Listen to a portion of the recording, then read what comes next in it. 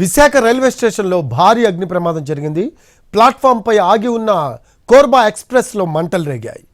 B6, B7, M1 బోగీలు పూర్తిగా దగ్ధమయ్యాయి.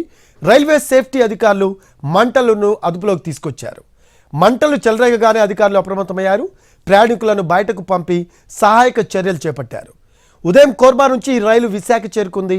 ఇదే రైలు విశాఖ నుంచి తిరుపతి వెళ్లాల్సి ఉంది. 4వ నంబర్ ప్లాట్ఫామ్పై ఉండగా మంటలు రేగాయి. ముందుగా B7 బోగీలోని వాష్రూమ్లో మంటలు రేగాయి. ఆ వెంటనే మిగిలిన 2 AC బోగీలకు అంటుకున్నాయి. వెంటనే అప్రమత్తమైన అధికారులు ప్రయాణికులను కిందకు దించేశారు. అద్దాలు పగలగొట్టి ప్రయాణికులను బయటకు తీసుకొచ్చారు.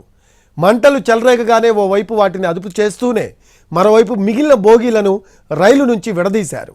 ఎలాంటి ప్రాణ నష్టం జరగకపోవడంతో అధికారులు ఊపిరి పీల్చుకున్నారు. దగ్ధమైన బోగీలను ట్రాక్ నుంచి పక్కకు తప్పించారు. అయితే ఈ ప్రమాదానికి షార్ట్ సర్క్యూటే కారణమని భావిస్తున్నారు.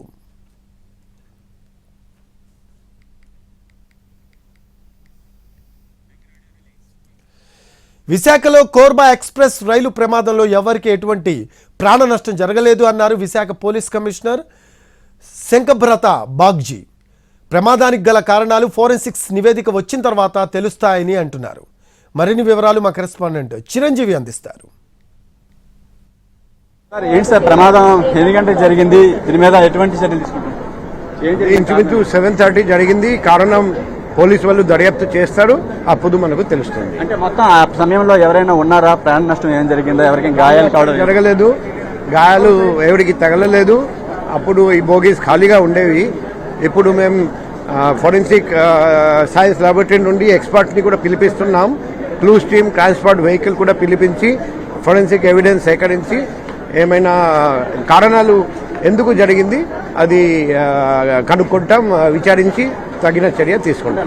షార్ట్ సర్క్యూట్ వల్ల జరిగింది ప్రయాణికులు అంటున్నారు, దానికి అది ప్రయాణికులు అంటున్నారు కానీ అది కరెక్టా కాదా అది విచారణ చేస్తేనే మనం నిర్ణయం తీసుకోవచ్చు.